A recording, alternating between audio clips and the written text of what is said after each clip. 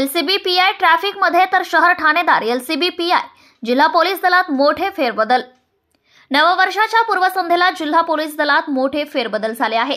यवतमाळ जिल्हा पोलीस अधीक्षक कुमार चिंता यांनी एक बदली आदेश काढून स्थानिक गुन्हे शाखेच्या पोलीस निरीक्षकांची जिल्हा वाहतूक शाखेत तर शहर ठाणेदारांना एलसीबी पीआय म्हणून नियुक्ती देण्यात आली।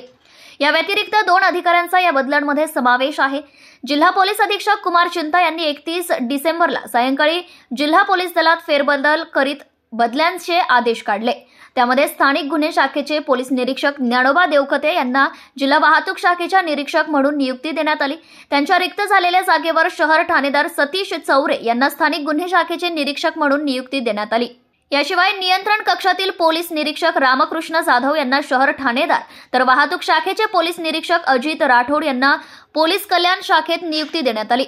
सरत्या वर्षात आणि नवीन वर्षाची पहाट काही पोलीस अधिकाऱ्यांना आनंददायी ठरली। मात्र काही अधिकाऱ्यांमध्ये या बदली आदेशाने नाराजीचे वातावरण होते। काही शाखांमध्ये गेल्या काही महिन्यांपासून काही अधिकारी दुसऱ्या ठिकाणी नियुक्ती मिळावी यासाठी प्रयत्नशील होते। मात्र या बदली आदेशातही त्यांच्या पदरी निराशाच पडली आहे।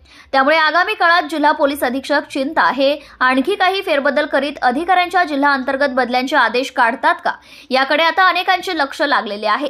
याशिवाय त्यामध्ये आपल्याला संधी मिळावी यासाठी त्यांनी फिल्डिंग लावली असल्याचंही बोलले जात आहे। प्रतिनिधी राहुल मस्के, यवतमाळ।